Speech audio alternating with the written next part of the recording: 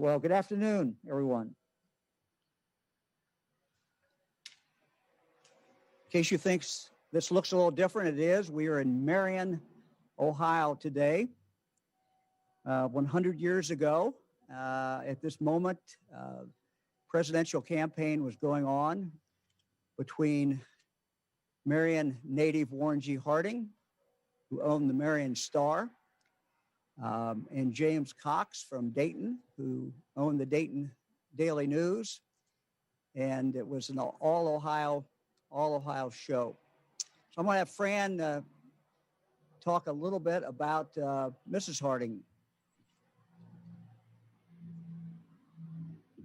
Well, it's kind of fun to be here today in their home. You know, Warren Harding and Florence Harding built this house the year that they were married in 1891. You know, Florence was pretty much a modern woman. She worked with her husband at the Marion Star. He was the owner, publisher, and she worked with him. And she was also helped her husband on campaigns. And she liked to campaign and share recipes. The favorite recipe I think that many people associate with Mrs. Harding was one of Warren Harding's favorite recipes, and that was his recipe for waffles. He had this saying that was his favorite recipe, but he had this saying: you eat the first 14 waffles without syrup, but with lots of butter. Then you put syrup on the next 9, and the last half dozen you eat swimming with butter. Eaten that way, waffles never hurt anybody. So I think that's kind of a fun thing. And when the school kids go through this old home, they love reading that quote from Warren Harding. The waffle iron still sits on the gas stove, and it's just kind of a cool thing.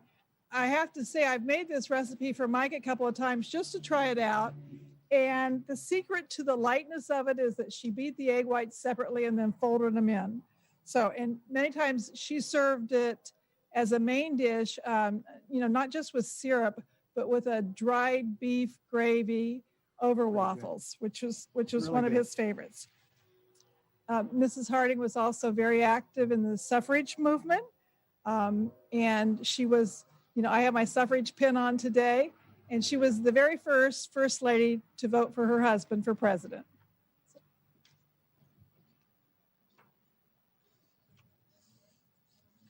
Talking about the waffles makes me hungry. So, Ohio has 13 presidential sites, including the Harding Center. So you can visit ohiohistory.org and look for Presidential Trail, and you'll be able to see all of those locations. Something that Fran and I have done with our kids, and it's a lot of fun. Maybe to kind of set the stage, 1920, again, 2 Ohioans running. World War I was over.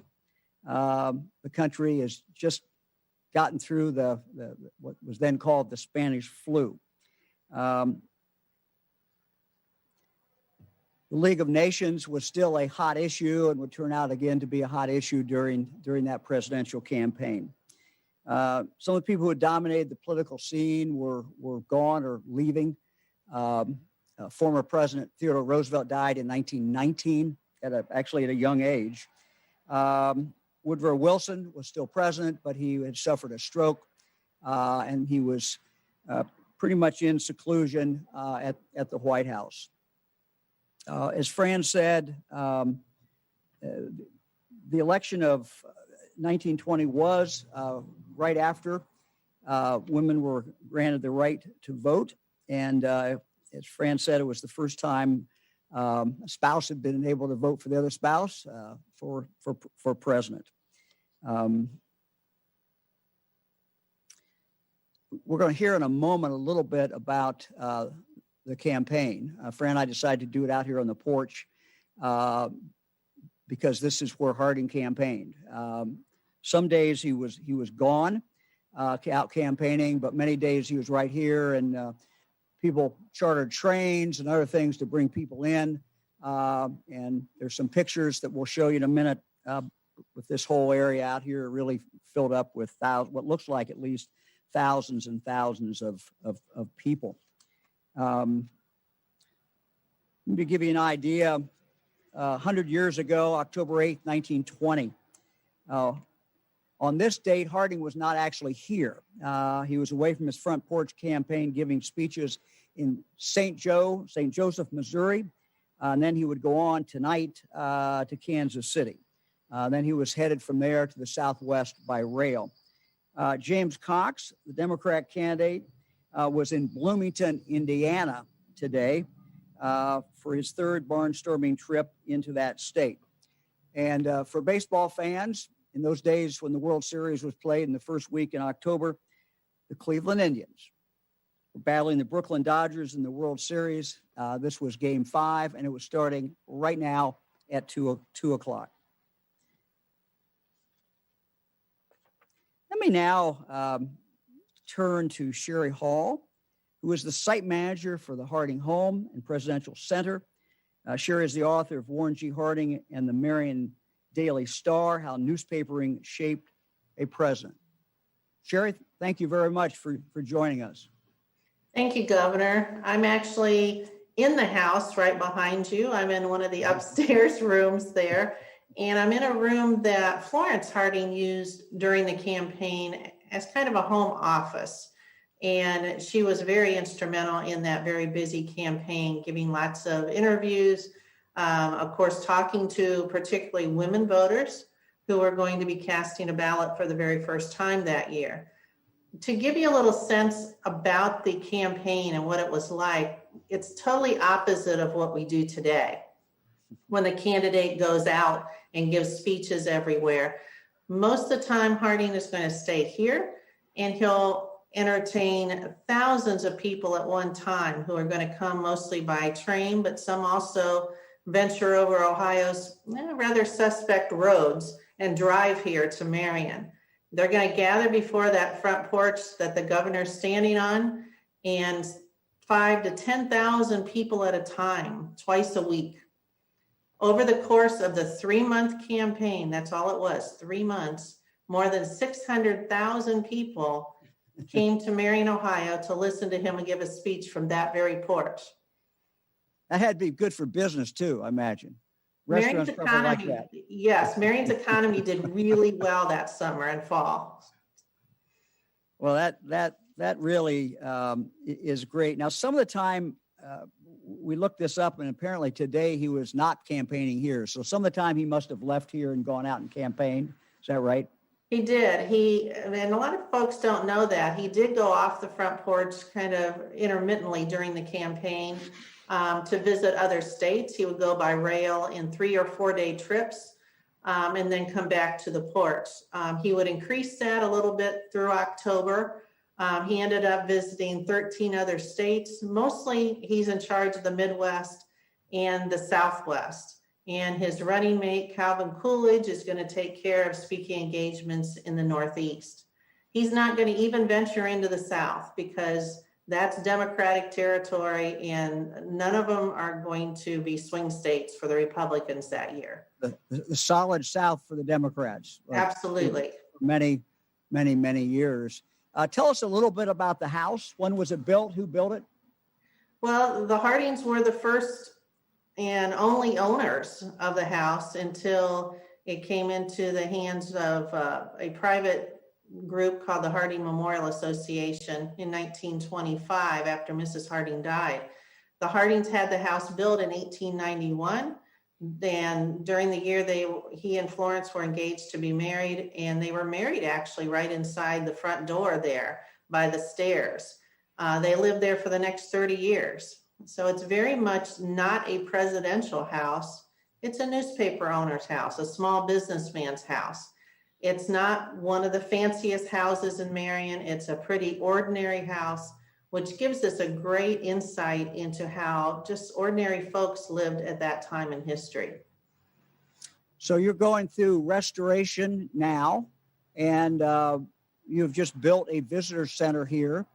How was that funded?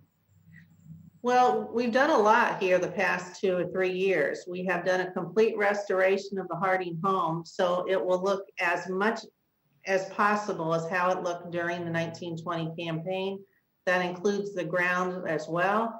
At the same time, we have constructed a new building, the Warren G. Harding Presidential Library and Museum, which is adjacent to the Harding home. A wonderful partnership went into the building of this, the new building and the restoration. It's about half and half state capital funds, and the rest was private donations. So we really depended upon both of those avenues of revenues in completing this project. So Fran and I had the chance just a moment ago, literally to look at the visitor center.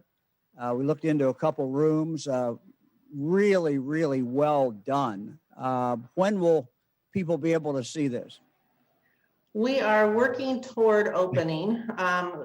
What we've done here is basically we're opening a brand new historic site. It's much different than what we've been operating for the past 50 years or so, which is just a house museum. So in addition to trying to open up a new site, we've had COVID to deal with, as everyone else has. So we are working our way toward opening. Can't tell you an opening day yet, but as soon as we know that, we'll let people know. Well, that's great. Well, thank you for what you've done. You've been here a few years, I know. You told me how many years? I've been here 20. Thanks for bringing that up. Well, you're a veteran. You're a veteran. I'm a veteran. Maybe I should have just said that. Yes. But but going back to when I was in the United States Congress and Marion was in my congressional district, I've always been really impressed by the dedication and the pride that people in Marion have in this home, in this history, and in Warren G. Harding. So it's a really when you talk about a public-private partnership, it's really a great thing to see. And thank you for all that you have done. You're very welcome. We look forward to the time when this can open up and everybody can come see it. We look forward to that too. Thank you, Governor. We appreciate it. Thank you very much. Let me now turn to Dayton. I bring in Mary Kay Mabe, who is a professor at Sinclair Community College. She teaches Ohio history and teaches about James Cox. Mary Kay, thank you very much for being on. Thank you for inviting me, Governor. Well, tell us a little bit. The person who loses in a presidential race, doesn't have the prominence later on. But tell us a little bit about James Cox, founder of what is now Cox Enterprises, all the Cox newspapers for many, many years. And tell us a little bit about that, and then maybe about the campaign from the point of view of James Cox. And before we do that, he had an interesting running mate. I don't know if you brought the picture. You bring the picture with you? Oh, yeah. You have it there? We'll see. If I can show it to you here. Yeah. So running mate, of course, is a young Franklin Roosevelt. And this picture, I believe, was taken in Dayton. Right. And this was during the time when he was officially notified. Of course, he knew he'd got the nomination, but right. So tell us a little bit about that day, and about Cox. Okay. He was born in a really small community right outside of Middletown called Jacksonburg. And it's a real small town. I believe last time I looked at its population was 2,000, and it was a population of 27 people, but the homestead's still there. And he completed his high school education, and he actually taught for a while. And on weekends, then he would work for his brother-in-law at a Middletown newspaper, and he grew to enjoy being a journalist more so than being a teacher.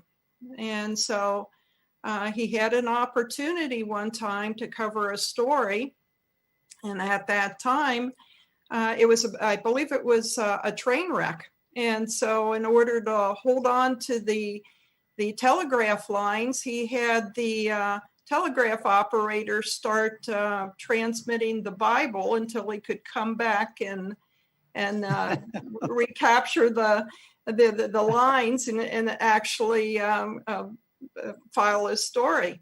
That's one way to beat the competition, right? Yes, You yes. hang Yeah. on to the line. So he ends up with the Dayton paper. Right.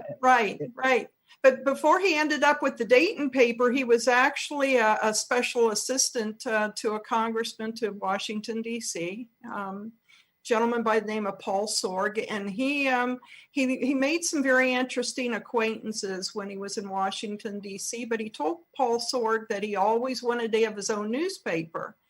So Paul Sorg helped him finance the purchase of the Dayton Evening News. And he purchased the newspaper. And once he purchased it, he found out the subscribership wasn't quite what was reported, but he made a success of it. And as time went on, then he started to use his newspaper to kind of combat some local social issues.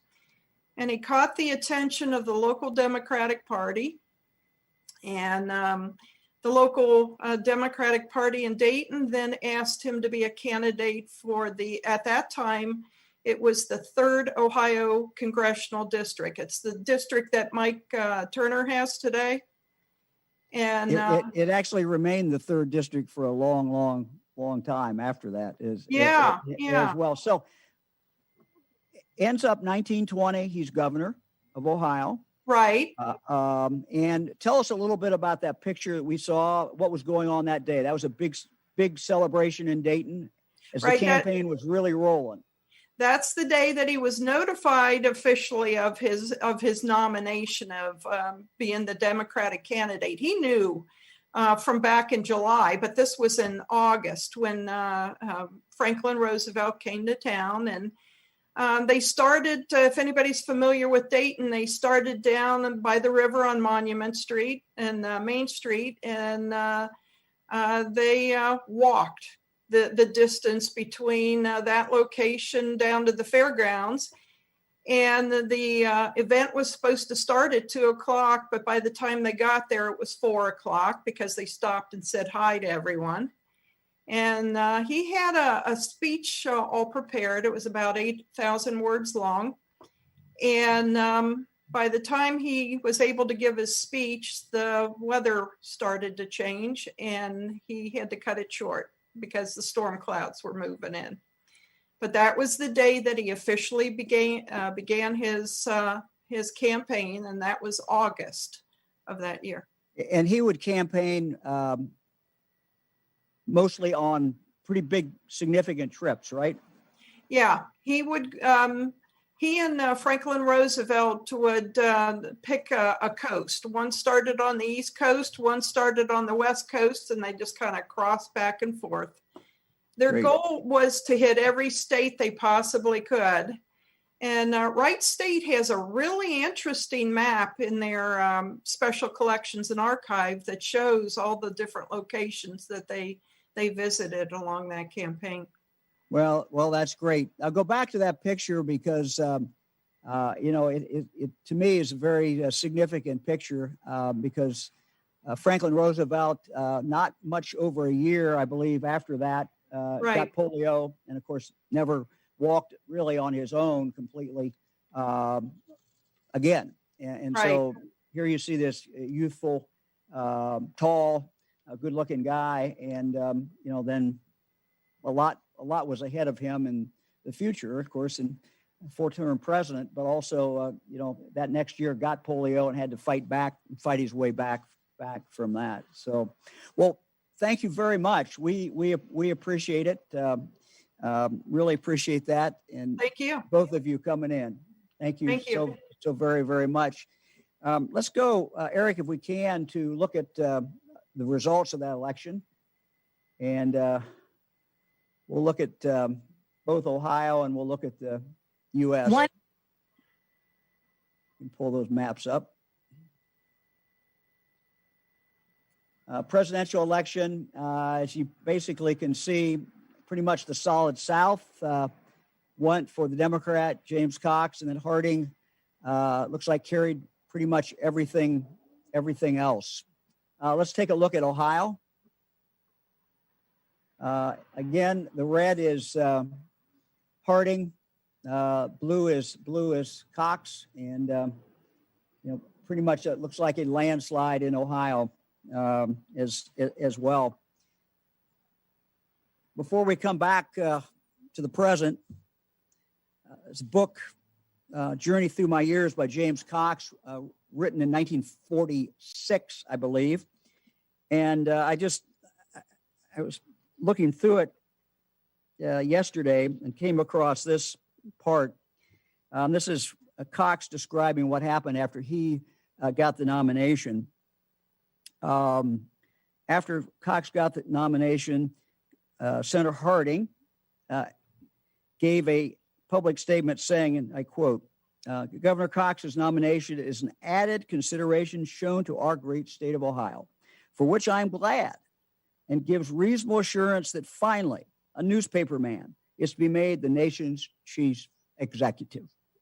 Ohio has accorded to Governor Cox very unusual distinction, and he deserved his notable victory at San Francisco, where the convention was. His nomination will not in any way change our activities in Ohio. It is a great party contest before us, to be fought on great principles involved, and neither place of residence nor personality will have any marked influence on the result. So that was the comment from Senator Harding. And in the book, Cox goes on right after that to say, this was characteristic of Warren G. Harding. He was a warm-hearted man with most gracious impulses. He was not one to harbor grievances or deliberately do injury to any man. He had advanced from state senator to lieutenant governor and then to the United States Senate. To him, that was the ideal public assignment. Now, many unkind things have been said and written of Mr. Harding. Harsh criticism is the penalty laid upon most public men. The scandals of his administration inspired many an accusing word against his character, that he was amiable to the point of weakness, that he lacked vigilance, and that he permitted himself unfit associates cannot be denied. But he was an honest man. And while the conduct of many close to him was reprehensible, his own official record was never tarnished with dishonor. So I just found that interesting 100 years ago. Back to today. We'll start off, Eric, with the slides for today's data. And as you can see, sadly, the number of cases continues to go up. We're above 1,500 for the day. The average is now pushing 1,100. So we've seen this spike go up, and not something that we certainly want to see. 13 deaths reported since yesterday. There were 109 new hospitalizations, 11 new ICU admissions reported in the last 24 hours. Let's look, Eric, at the counties by incidence. We'll start with the top 20, and then we will look at the top 88. But if you look at the top 20, again, you'll find mostly rural counties. You'll find counties at the top that have 2.5 times to almost 3 times the number of cases for the last 2 weeks above what the CDC says is high incidence. So very frankly, these numbers are very alarming. I want to take a moment to talk about the positivity. Positivity was going down for quite some time, and we were just delighted. Again, this is if you take the total number of cases for the day, the tests, and then you look at what percentage actually came back positive. To date, our lowest positivity was in mid to late September, when our single day rate dipped to 2.5% several different times. And our weekly average was 2.7. And that was really great news. It was 2.7 for the week of September 18th. Today, our daily positivity was 3.9%, our most current day, and a 7-day rolling average is 3.3. Reflects the ongoing increasing trend of virus spread that we're seeing throughout the state of Ohio. So these numbers are not good. Eric, let's go to the public health alert system, and we'll look at our map. As you look at it, on your left is last week, to the right is this week. And you can see we're getting a lot, unfortunately, we're getting a lot more red in there. Eric, let's look at the next slide. So this is, as of today, we're announcing 18 red counties, the highest number we've seen since the week of July 23rd. And now there are 58 orange counties this week, the highest ever. The virus is spreading in more areas of the state and impacting a wider swath of Ohio. Again, as we talk to public health departments, what they tell us when they try to drill down on the causes of this spread, lax social distancing, not enough people wearing masks, not enough people following quarantine and isolation guidance. Let's look, Eric, at our next slide, if we could. What we've done with this slide is you will see that we've only put on the slide the red, which are the red counties, and the other counties that you see there in orange, I guess, those are high incidence counties. So if you're watching this at home, these would be the counties that if you live in one of these counties, you would worry about, because they have either they have a high incidence or they are a red county, which means they meet many of the seven indicators. So these are the counties that we're particularly most concerned about. Again, talking with local health departments, a lot of the spread we're seeing is being driven by everyday activities that certainly seem benign, seem innocent, having neighbors over for a backyard barbecue, meeting up with friends after a sporting event, or going to a birthday party with family. These are all some of the leading causes of the spread we're seeing. There's also increased spread among families and households, in churches, and at after-school activities and sports. We're seeing these gatherings many times are turning into outbreaks. In half of our new red counties, there are outbreaks related to funerals or weddings. Let me just say that again. In half of our new red counties, there are outbreaks related to funerals or to weddings. In one example we heard about recently, and this is just absolutely breaks your heart. I'm not saying where it was, but somewhere in Ohio, a wedding took place. A lot of people, and ended up with two of the grandfathers of the couple died as a result of COVID. It is horrible. As of this week, 96% of Ohioans are living in a red or an orange county. That's 26% in our 18 red counties and 70% in our orange counties. Only 4% of Ohioans are in the 12 yellow counties.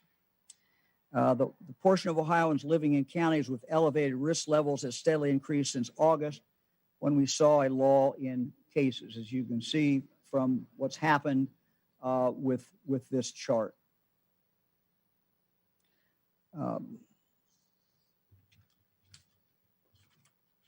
To live with the virus, look, we need to adjust our routines. We can live with this virus, but we've just got to be very careful. That may mean reconsidering attending a crowded event, reconsidering going to a party. And if you happen to get sick, please help the local health department do the tracing that is absolutely crucial and necessary. Basic prevention measures hold true today as they did at the beginning of the pandemic. The basic principles are the same that we've talked about. Keep a distance, wear the mask, wash your hands, avoid big gatherings. It's the same things. We're going to look now specifically at our new red counties, and we'll start in order of incidence. And the first is Central Ohio and Fayette County. Fayette County now is almost at 3 times In the last 2 weeks, they're almost at 3 times the high incident level of the CDC. They're at 291 cases per 100,000. They're red for the first time this week. They've just jumped up. Local health department officials told us yesterday that they have outbreaks in a small school, cases associated with a funeral, and a large family outbreak. As of yesterday, there were 8 residents hospitalized and 2, sadly, in intensive care. Right here in Marion County. Marion County is red for the second time this week. Local health department officials said they're adding 10 to 15 cases per day, 10 to 15 new cases per day, and that several are connected to multiple outbreaks, including churches, daycares, and a dental office. They're also seeing multiple cases in families and a few cases in schools. Number 3, down into Lawrence County, southern tip of Ohio. Lawrence County returns to red this week for the first time since the week of July 30th. County health officials said they have had outbreaks associated with a funeral, after-school activities, and with church functions. The community has spread throughout. The local health commissioner said, and I quote, "The virus is running through families like I've never seen before." Let's turn back to Central Ohio, Madison County. Again, Madison County with a very high rate. They're red for the first time this week. Local health department officials said they are seeing high occurrence of spread in families. They attribute that in part to people starting to spend more time indoors. Ross County. Ross County is red for the first time this week. County health department officials said they're seeing a few cases associated with the prison and others associated with social gatherings such as backyard barbecues and overnight sleepovers. Cases have increased from 7 to 10 a day 3 weeks ago, is what it was, now to 14 to 15 cases per day. Let's go up north to Portage County. Portage County returns to red this week. Local health department officials report that Kent State is partnering with CVS Health to provide free testing for students, staff, and faculty starting October 12th. So again, that's a great opportunity to get tested. Each week, 450 students will be randomly selected for testing. The City of Kent Health Department officials also report that in recent weeks, they're seeing cases start to creep into an older population, not just the students. And again, this is what we've been concerned with. Not only concerned about the students and faculty, but then the spread out into the community. County Health Department officials also said they're seeing community spread. Over into the Mahoning Valley. Mahoning County is red for the first time this week. Health Department officials said they have had multiple outbreaks, including an out-of-county wedding with 18 associated cases ranging to other states and counties. The wedding now also has secondary spread associated with it. Two separate funerals have cases associated with them. There have been outbreaks tied to a group home and outbreaks tied to a birthday party.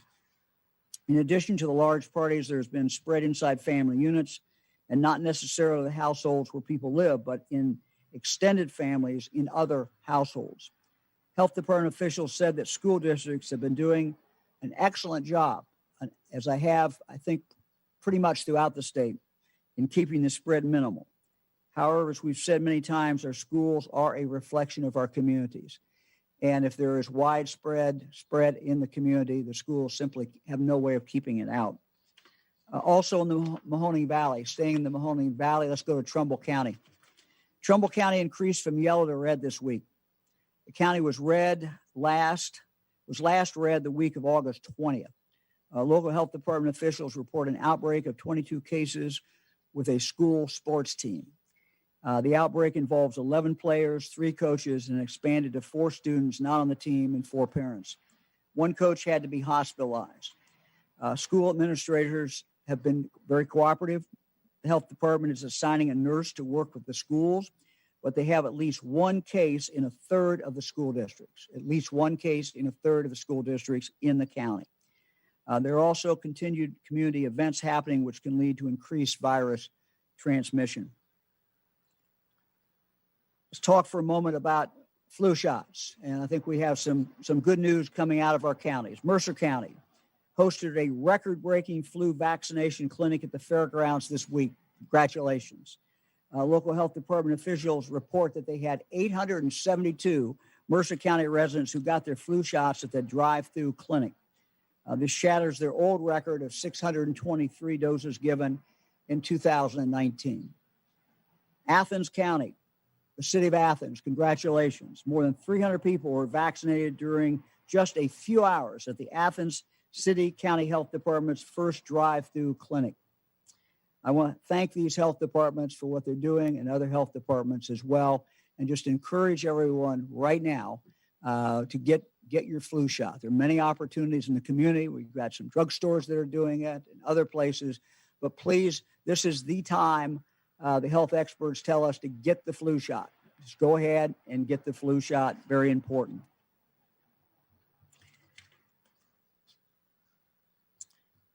So before Fran and I came to Marion today, after we left Cedarville, we stopped in Hardin County and in Wyandotte County. We were able to spend some time with the Ohio Department of Natural Resources, many of the great folks there, Mary Mertz, who heads up the department. We also were with Ducks Unlimited. Ducks Unlimited has been a great partner of the states and put some real money in helping develop our wetlands, which help us as we work to clean up Lake Erie and deal with the algae bloom in Lake Erie. We visited the site of a future H2 Ohio wetland complex near the Andreoff Wildlife Area. Eric has shown some slides now. ODNR and Ducks Unlimited, which has expertise in restoring wetlands, are leading the project, and we're grateful, as I said, for this partnership. Building and restoring wetlands is an important piece of our H2 Ohio water quality initiative because they naturally and cost effectively improve our water by trapping, by filtering, and removing excess pollution and nutrients, such as phosphorus, that contribute to harmful algae blooms. On one of our shows in the future, I'll put up a map that I saw today that shows where we have started or are planning to start these new wetlands, and we will be able to continue that. This particular wetland complex, with several new and restored wetlands, will be developed at the headwaters of the Blanchard River, which flows into Lake Erie. These wetlands will help improve water quality in the river, which will then contribute to a reduction in harmful algae blooms on Lake Erie. Very, very exciting to see this. Very exciting to see this cooperative effort. We're working with farmers. We're doing a lot of different things in that Maumee River basin.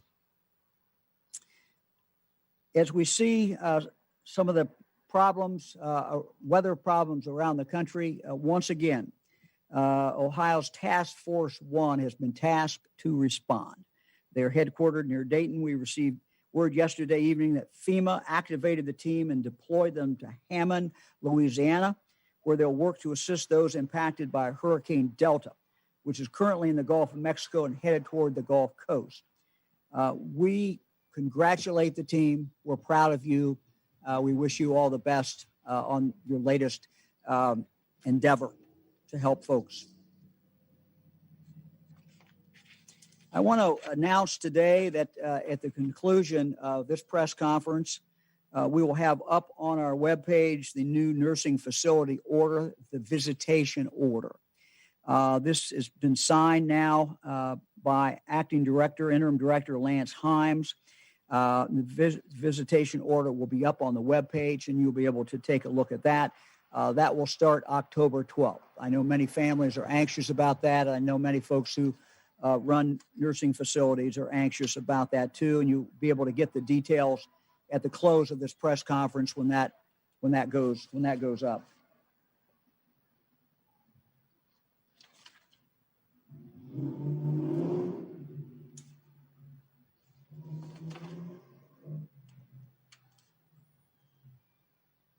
my page turned here.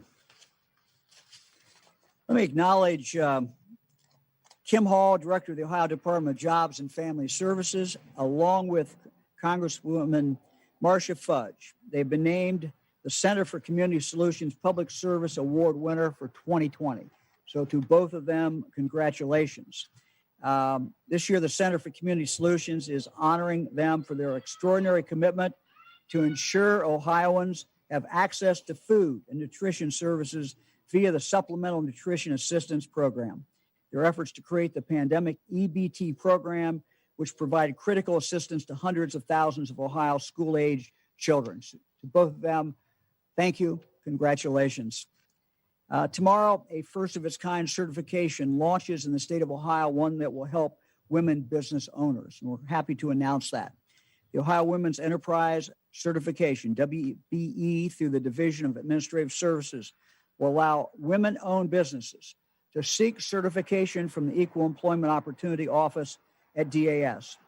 Women business owners will now be more visible to those needing products and services in the state of Ohio, and it will open the door for them to receive contracts from government entities and other large businesses. We look forward to seeing the results of this new program and to women business owners growing the Ohio economy. Right now in Ohio, we'll turn to another issue that's near and dear to my wife, Fran, and my heart, and that is Donate Ohio. Right now in Ohio, more than 3,000 people are waiting for a life-saving organ transplant. Today, Life Ohio is holding Ohio's first ever online donor registration drive, encouraging citizens to register to donate their organs, eyes, and tissue after death. One organ donor can save up to 8 lives, which is why the Don't Wait, Save 8 campaign encourages Ohioans to register online now rather than waiting until you need to go to the BMV. So just again, when you go to the BMV, you will be asked whether you want to be a organ donor. We ask you, please do this. It can save a life. It can bring sight to someone. It can do many things. If it's a while before you get a new license, you can go online, donatelifeohio.org, donatelifeohio.org, and you can sign up.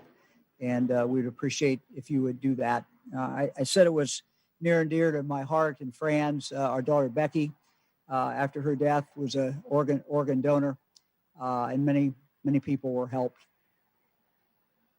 as a result of that.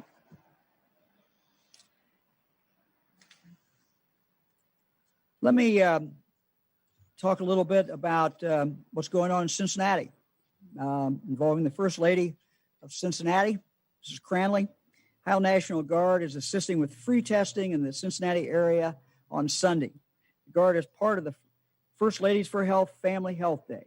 Testing is available at 9 Cincinnati locations on Sunday, October 11th from 1 to 4.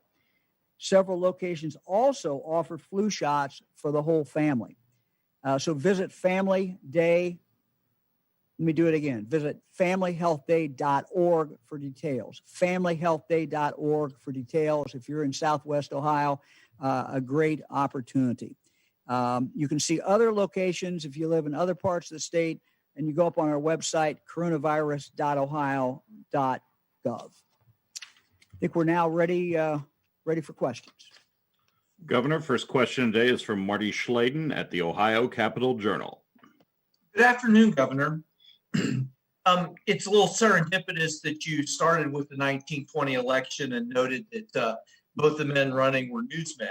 I wanted to ask you about the 2020 election and your status in it. Aren't you trying to have it both ways with Donald Trump? On the one hand, you say you're supporting him and you praise him for things you think are praiseworthy, but you don't want to comment on the very, very controversial things that he says and does. So isn't that trying to have it both ways? And would we be doing our jobs as journalists if we didn't ask you about this? Well, Marty, you have your job, and I respect that job, and I respect your question. Look, everybody I've ever voted for president, there are some things that I might not have agreed with them on. everyone has to make a choice. I've spelled out, I think, very clearly some of the things that I think Donald Trump has done exceedingly well. I've talked about, because I know about this, and I personally have knowledge of this. Last night, the vice presidential debate, Vice President Pence has led this effort. We're on the phone every single week, Democrat and Republican governors, with the vice president. They do everything they can to get us whatever resources that they have. When I've asked them for something, they've done that. So that's my personal experience. Big picture, I'm very happy with who Donald Trump has put on the courts. He made a commitment to the people of Ohio and the country. Many people voted for him the first time because of that commitment. He's kept that commitment. He's put people who believe in the Constitution, who know they're not legislators, very qualified individuals. His last Supreme Court nominee, Judge Barrett, certainly fits that as well. The economy. Look, we've gone down. We all know why we've gone down, because of the virus. But Donald Trump negotiated and was tough in negotiations. And it took a lot of guts to do it, because when you're going in to have a new negotiations, you don't get everything you want. And sometimes there is sacrifice, and sometimes some people are hurt. But I think the president had the attitude that we've got to be tougher in our negotiations. And I think by and large, those negotiations have gone well. I've made it clear that nobody who's in the media team that's calling in from all over the state, mostly around Columbus, but from other parts of the state, should have any doubt what I think about masks, should have any doubt what I think about social distancing, should have any doubt about what I think about this virus. Twice every week, I'm here answering questions, and I've been adamant about this, and I've gotten a lot of criticism about that. Donald Trump has not taken those same positions. Obviously, he and I don't agree on some of those things. So those things, I think, are obvious. But like every American, in the end, I'm voting for one or two people. And I'm very happy to be voting for Donald Trump for the reasons that I said. Next question is from Max Philby at the Columbus Dispatch. And Hey, Max, Governor. Governor, just curious, within the next week or so, should we be expecting any changes to the alcohol sales curfew? And secondly, wondering if you saw that the FDA issued a warning letter to Battelle for its mask sanitation units earlier this week, and wanted to see if you'd care to comment on that. Yeah, as soon as I saw the Battelle news yesterday that you all reported, I got on the phone with the CEO of Battelle, and we had a conversation about it. He's going to keep me informed about what is going on. Their position is that there's not a problem, but that has to play out. And I know that they have supplied an awful lot of masks at a period of time when we didn't have masks, literally didn't have masks to cover. We're in a much better position than we were today, but they filled in a hole at a very, very crucial time. So, this is not, my area of expertise, and we'll let the FDA work this out, and we'll see what happens. In regard to alcohol, I have a call this afternoon with the Ohio Restaurant Association. I'm going to listen to them and what they have to say. If you look at where we're seeing a lot of the spread, the things that I mentioned today, and it's not that we don't have spread, coming out of bars or restaurants, but if you look at the things we talk about the most, they're funerals, they're weddings, they're big gatherings. They're all the things that I mentioned earlier. So there's a lot of things that are causing spread in Ohio today. And so we're trying to weigh, the balance. We have small businessmen and women. We know we're into the football season. We know this extra time that people could spend in a bar is important to businesses, but we also have to balance that out and this really is no different than any other decision that we've made. Every decision that we've made has been a balance, and they're not easy decisions. So I'm going to listen to them this afternoon, and we'll see. Next question is from Laura Bischoff at the Dayton Daily News. Hey, Hello, Laura. Governor. So I was curious if the Trump campaign has discussed with you or any of your leaders, or your team rather, any contingency plans to kind of litigate the election results. What happens if we don't have clear results in the 10 days following election night? And, how confident are you that we can count the ballots and determine the winner by mid-December? Well, I'm pretty confident that we can do this in Ohio. My knowledge of elections, is only what I read beyond Ohio. But we've been able to do this consistently in Ohio. We're seeing a lot of people vote absentee. We're seeing a lot of people, as you all reported. I think I saw it first in the Dayton Daily News, the pictures yesterday, Tuesday morning when people were lined up to vote. And, a lot of people are going to have voted already by Election Day. And my guess is it will not be as crowded on Election Day. Ohio allows votes when they get these votes in, they can get them ready. They can't run them, but they can run them after 7:30. And so I think by 8:30, you're going to see a lot of votes come in from Ohio, most of them probably the early absentee ballots. But those absentee ballots, I'm sure, are going to be more than we've ever seen before. So I'm not concerned about it. We have Democrats and Republicans from the precinct level, to the counties that are doing a good job. And we're proud of the job that we do here in the state of Ohio. I've had no discussion with anyone from the Trump campaign about any particulars about legal filings or anything like that. Next question is from Dan DeRose at WOIO in Cleveland. And let me just say, if I could just add to that, I've never been involved in any campaign, presidential, where each side didn't have lawyers lined up. So that should not shock any of us if both sides have lawyers ready to go in each state. Every campaign in Ohio I've ever seen, there are lawyers lined up from each side ready to go just in case something happens and somebody needs to go into court.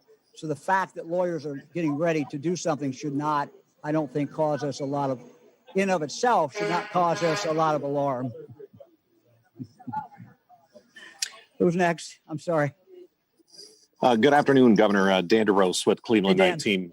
19 News. While this is my first question, I'd like you to know that every day we bring your live news conferences to Northeast Ohio. And so I want to thank you for your continued public access to give everybody the latest information. With that said, I'd like to get your reaction on news that has come out of Michigan today. 6 individuals arrested, indicted by the FBI for what appears to be an attempted kidnapping of Governor Whitmer in that state. It went as far as these individuals preparing IED devices, testing them out. This appears to be a plot that even touches Ohio. There was a meeting, according to the affidavit, a meeting that was held in Dublin, just outside of Columbus. What is your reaction that the quote unquote Michigan militia was so upset at the way Governor Whitmer has handled things in Michigan that this was an attempted kidnapping plot? Get your reaction to that. And have you been informed of any similar type of threats to your own safety? Well, it's shocking. This is horrible. Thank heavens officials took the appropriate action to stop this from taking place. All I know is what I read an hour ago. I was following the story, but it is a despicable act It is horrible. And, everyone has to denounce this. This is, if you want to talk about, our political process, this is outside our political process. We have a great process. We have a great system. We're a nation of laws. And people can disagree with the governor, as many Ohioans do with this governor, and go about it, the proper way. They can demonstrate, and that's fine. They can file actions in court. They can file things in the state legislature. But this act is just, it's frightening. It's frightening. And so it's just horrible. Next question is from Laura Hancock at cleveland.com. Good afternoon, Governor. I have a little bit more of a specific question about the previous question. These people who were accused of plotting to kidnap Governor Whitmer did meet in Ohio. And I was just wondering whether you were aware of that. And also, does your security staff ever think that you were in any danger? Laura, the one thing I learned a number of years ago when I was lieutenant governor with George Voinovich is that you never talk about security. So, I'm not going to talk about security. But I was not aware of anything. Absolutely had no knowledge about that at all. No, absolutely nothing. I mean, when I read the story, as I said, an hour or so ago, and saw Dublin, Ohio. I said, no, I don't know. I don't know where these people are from that were arrested. That was not reported yet. So I know only what's been reported in the news media. I've not been briefed by anybody about it. It's despicable. It's wrong. It's horrible. Next question is from Kevin Landers at WBNS in Columbus. Hello, Governor. Hey, Kevin. Hey. So Franklin County, we've got a problem here with voters who have been mailed the incorrect ballot. And Franklin County is trying to figure out how many were sent the incorrect ballot. And it raises questions by many about the safety of voting by mail. I'd like you to weigh in on what you know about the situation and what the message is you have to voters who are probably going to be skeptical about the ballots that they receive. Well, I know only what I've read. I've not received any specific briefing from the Secretary of State on it. So I don't have anything to add to that. Look, I would say that I believe that your ballot is secure by mailing it in. Fran and I stopped at our daughter, one of our daughters and son-in-law, and I saw right on the counter there, they had just gotten in their absentee ballots, and they're sending them in. And I know a lot of Ohioans are going to do that. I don't think Ohioans should feel in any way concerned about that. If someone still feels concerned, though, they can go today and go to the Board of Elections and vote. If they want to do it on a Sunday, they can wait until later and vote on a Sunday before the election. Or they can wait till Election Day, and as what Fran and I usually do, at least, and vote on Election Day and have 13 hours to vote. So I think there's many opportunities for people to vote. And our system works. It doesn't mean that there can't be a problem, but our system works, and it works very well. And I think people should have confidence in it. Next question is from Jim Province at the Toledo Blade. Hello, Governor. Thanks again. Hey, Jim. You discussed the security concerns that might have surrounded you, but I'm curious. I mean, there was a lot of discussion about potential security risks with Dr. Acton before she resigned. How extensive were those concerns? Was there any rumbling of something similar like this surrounding her? And did that play a role in her decision to resign? And I'm curious as to whether or not that played a role in your later choice, opting not to take the job of health director. Well, I don't want to go too far down the road here because I really do believe that it's important not to have a public discussion about security issues. But I don't want there to be a misunderstanding. There was no case that was anywhere near this that I'm aware of in regard to Dr. Acton or myself. So I'm not aware of anything that was even close than that. Look, you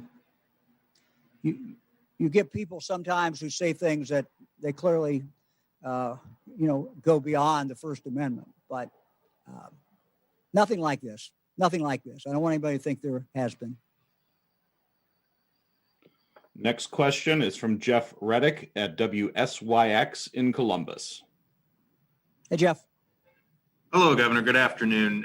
You may have seen as well, I know you're trying to keep up with a lot of news today as we are, the changing nature of the next presidential debate. Mainly with that, it seemed that the debate came into question and the date came into question because President Trump did not want to, quote, waste his time with a virtual debate. And that's kind of thrown things into doubt about the next debate. You've, of course, embraced this virtual model. I'm curious your thoughts on not embracing the virtual model at the federal level. Yeah, this is a developing story. I mean, I'm not sure I know everything about it. Look, in my childhood, I think one of the Nixon-Kennedy debates was one was on one coast and one was on the other. So I guess I don't see a problem with it. I don't know. Again, I'm not sure I've read everything that's occurred today, but if you're asking me about a remote debate, can you do it? I think certainly you could do it. It may not be ideal, but you certainly can do it.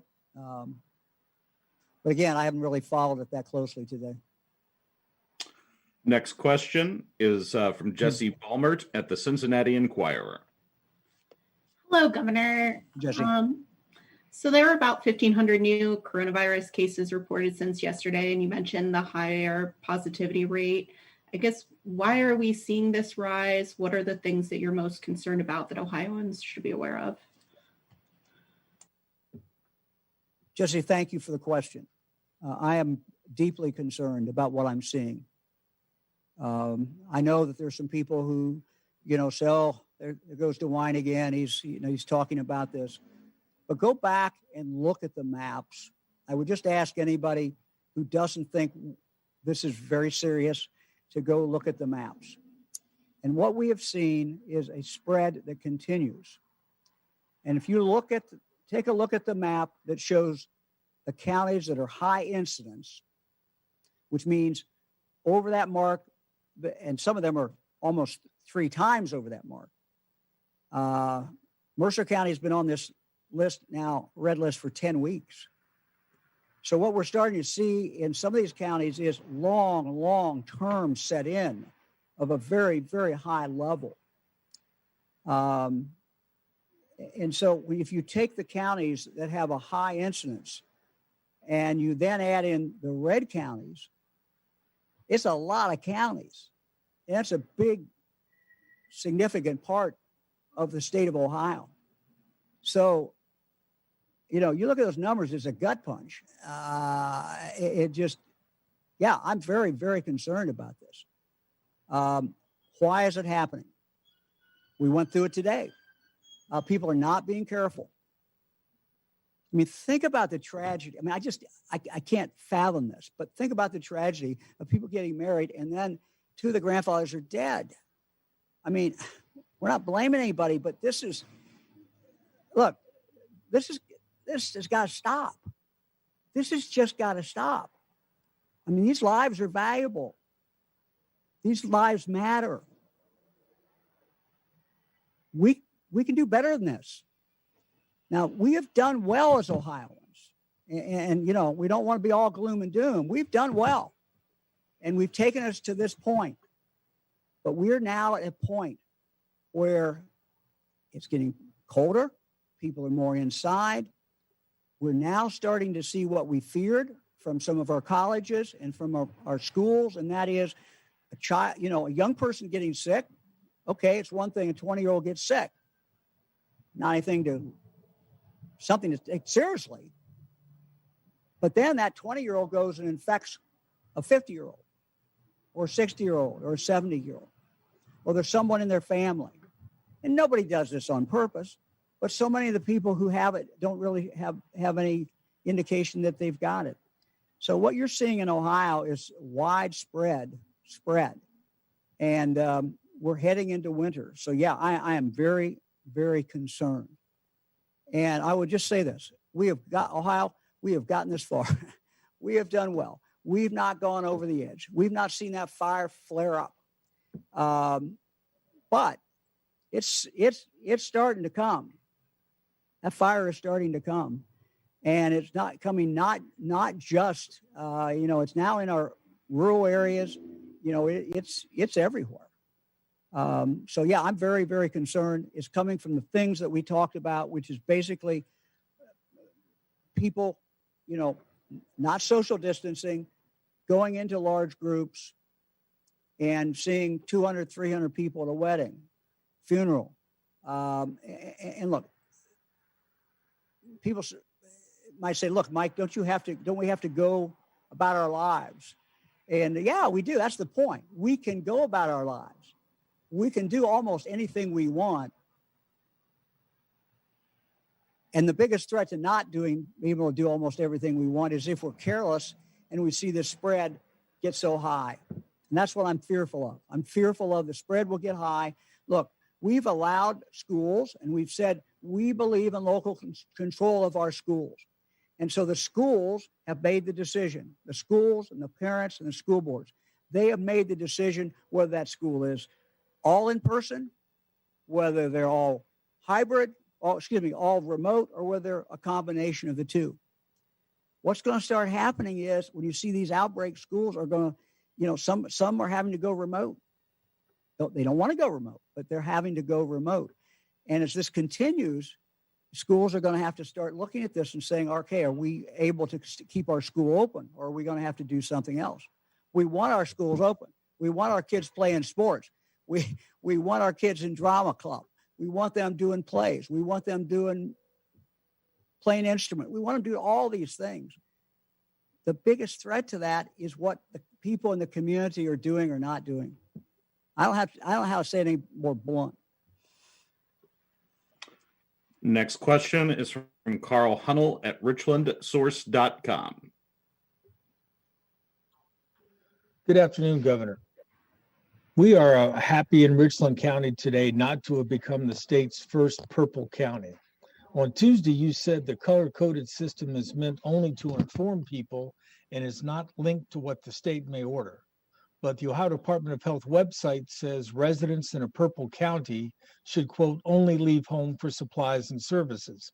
So, Governor, is this an order from the state, or is it just a suggestion, leaving it up to individual cities and counties to decide what to do if they reach level 4? Thank you.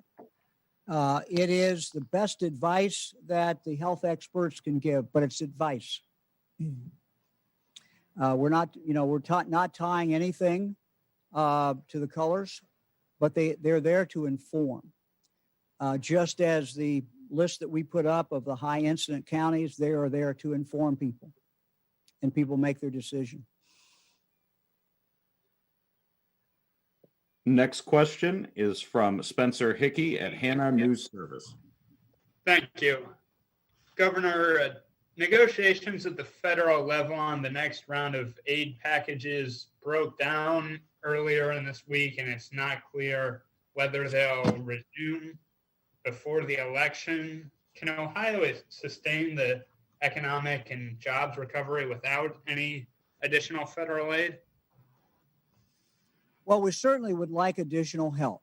As we look at the future, you have heard the same things that I've heard in regard to when the vaccine would be here, and we will deploy it as quickly as we can in Ohio, but no one thinks that this is going to be over overnight. And so, we will continue to have need for testing, and we will continue to have, our schools will continue to have needs, our colleges will continue to have needs. And so we would very much, like a bill to be passed.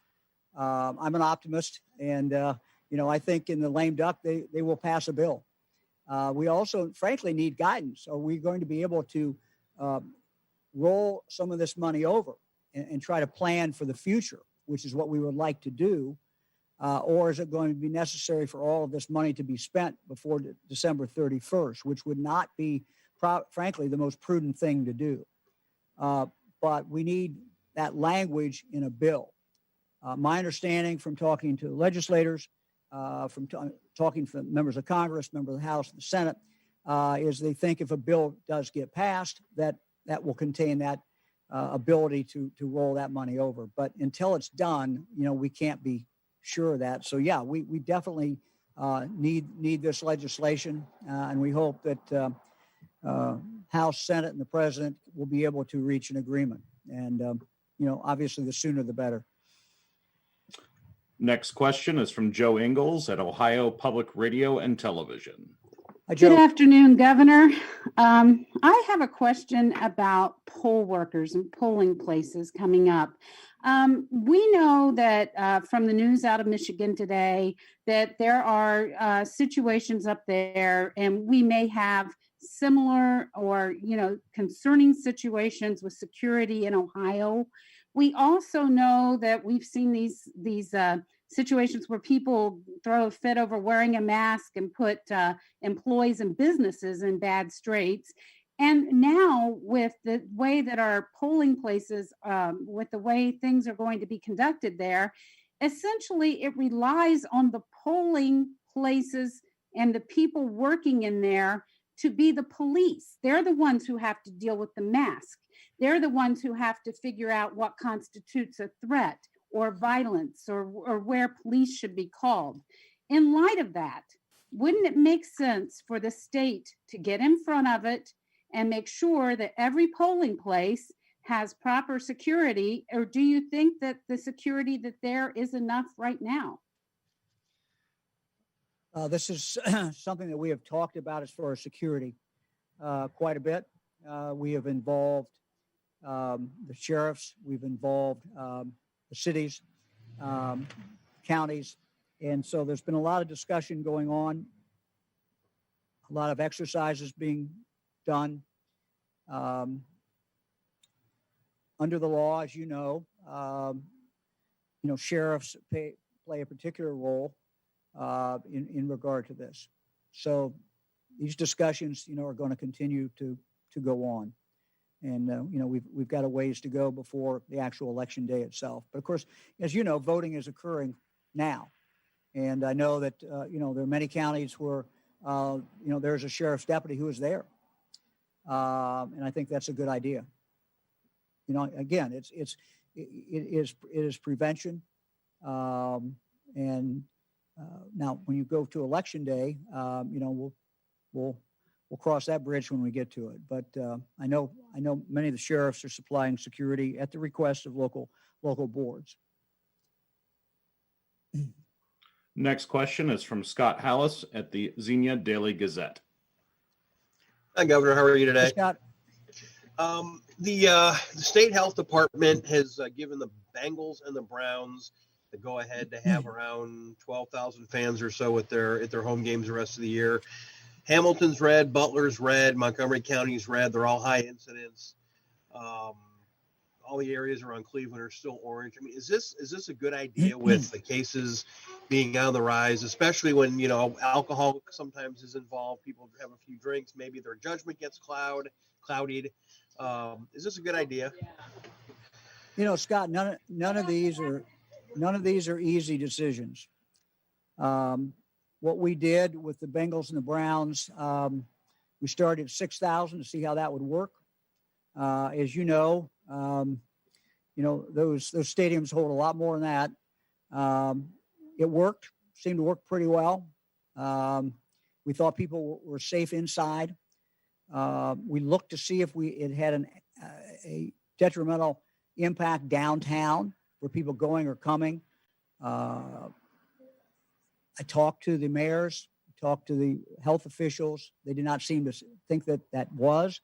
We said, okay, well, let's look at this. Decided to go to 12,000 as a reasonable place, reasonable in the sense that they would still be able to have tremendous spread out there, and that people would be able to be, have a mask on and would be safe. So we think they're safe inside. Frankly, my biggest concern all along has been what happens going in and going out. That's where my biggest concern has been. What happens downtown? As far as the fans, as you know, these fans are drawn from, significant areas. But again, keeping the distance inside. So is there a risk? Sure, there's a risk in everything that we do. I mean, but what we've tried to do and what we believe people can do is live. Go ahead and live. And allowing some more people to go root for the Bengals, go root for the Browns is something that people feel very passionately about. We think they can do it safely. Next question is from Sean Lanier at WCMH in Columbus.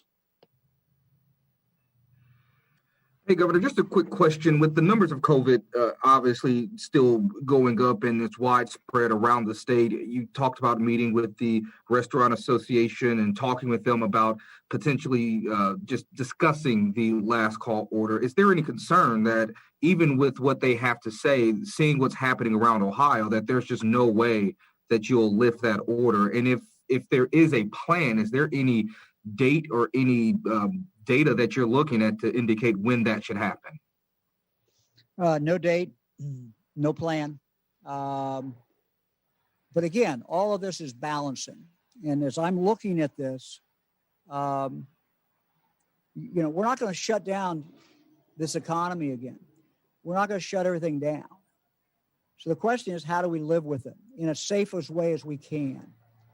And the things that I talked about today, I'm going to say them again, people getting together and not being cautious, big groups in weddings, big groups in funerals, people, doing other activities where they're not social distancing, where they're not wearing a mask.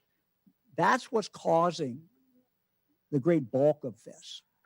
I mean, so that's where the major part of the problem is. Could it occur at a football game? Could it occur at a high school football game? Could it occur at a bar? Could it occur? Yeah. I mean, it could occur at a lot of different places. But what we have to do is try to, deal with those things that are the most likely to cause it. And here again, it's my plea to the people of the state of Ohio. You can control this. We've done a great job. We're Ohioans. We're tough. We're strong. We can get through this. But we have to social distance and we have to wear masks. And we have to not go to events with a lot of people. If we do those things, our schools can stay open. If we do those things, our kids can play sports. If we do those things, our kids can go to college. If we do those things, people can go watch a football game at a bar. I mean, these are all things that we can do. And so I again look at the mask. I again look at this mask as our kind of our pathway to freedom. This enables me to go places. This enables me to see things. This enables me to see a loved one, a grandchild. We want to live, but we're not going the right direction. And if more of us aren't wearing masks and if more of us are not being careful, we're not going to be able to do those things because the spread is just going to be so high. And look, there's nobody watching this today who wants a family member to get sick, let alone die as a result of this. So let's just, if we're all careful, we can live our lives and we can live fine. And this thing will be over at some point. We'll get through this, but we want everybody at the other end of it. We want them still alive. We want them to make it. And we don't want them to have gotten sick and have some long-lasting health problem. Look, I talked to somebody I know the other day. I had not seen this person for some time because she had been sick. And I said, how you doing? I said, are you back to normal? 100%. I thought she was. She said, yeah, except I got some long-term damage. So, that's not everybody, but again, it's something that we all have to think about. So let's be careful. Governor, next question is the last question for today, and it belongs to Jack Windsor at WMFD in Mansfield. Jack, you get to end it today. Lucky you, huh, Governor? I'm lucky, Jack. It's my lucky day. Thank you. Thank you for your answer on Tuesday about the high school student forced to miss her golf tournament. You said that ODH was simply following CDC guidelines. However, she would have been outdoors, socially distanced on day 10 of a 14-day quarantine, completely healthy, and the local health department said she should play. So there's no legal, scientific, or moral justification for keeping her from playing. On Tuesday, you also announced we're going to experiment with antigen tests in schools.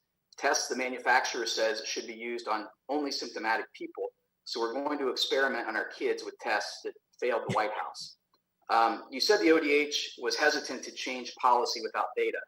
If kids aren't spreaders or at risk for severe illness, which is what the CDC said, what other data are we looking for to stop the unnecessary, unethical masking, testing, and quarantining of our kids? And do we owe this young lady an apology? Well, first of all, Jack, kids are spreaders. I don't think there's any much doubt about that as far as what the evidence is coming out. So that's the problem. That's part of the problem. Look, this was a horrible thing for her not to be able to play. And it's a horrible thing for other kids not to be able to do other things. And there are other stories that I'm sure that are out there, and there are other parents I'm sure who are watching this. We are simply trying to follow the best medical advice we could get.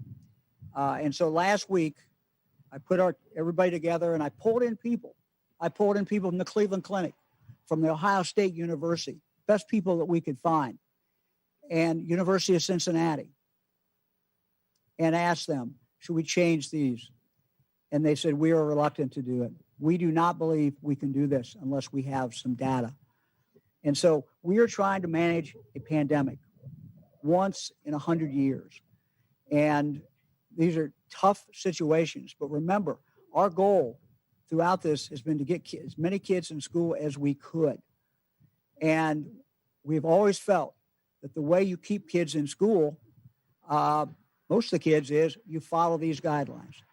We're going to look at this. And as far as, look, no kid is going to, the antigen tests, they're not dangerous tests. They can be used in this manner. And again, we're going to let the experts, Ohio State, the health experts design, what kind of model that we're going to use. I will tell you, Jack, we've already had a number of schools that have called us and said, we want to be in this. We want to be in this program.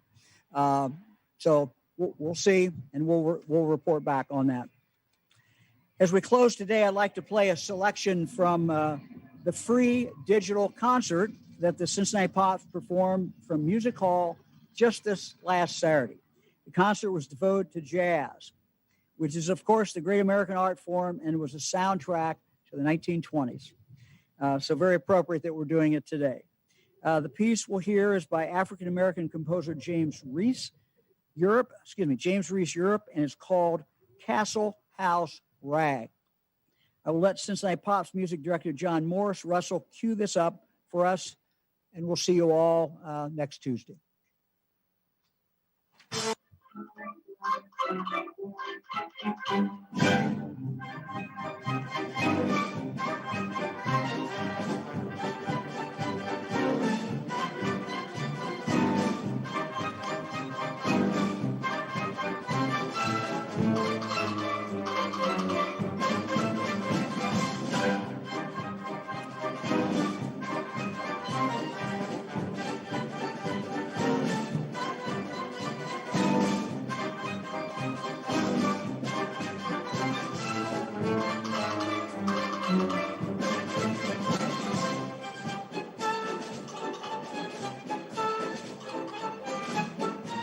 keep washing your hands and wearing those masks.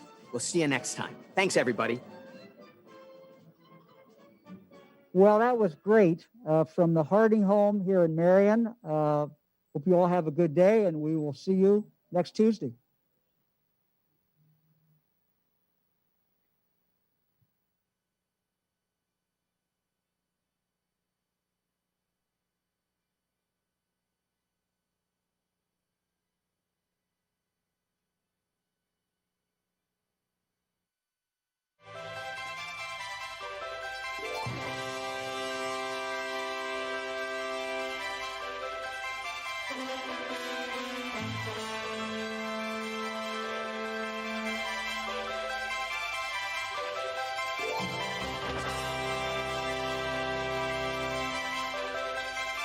Thank you.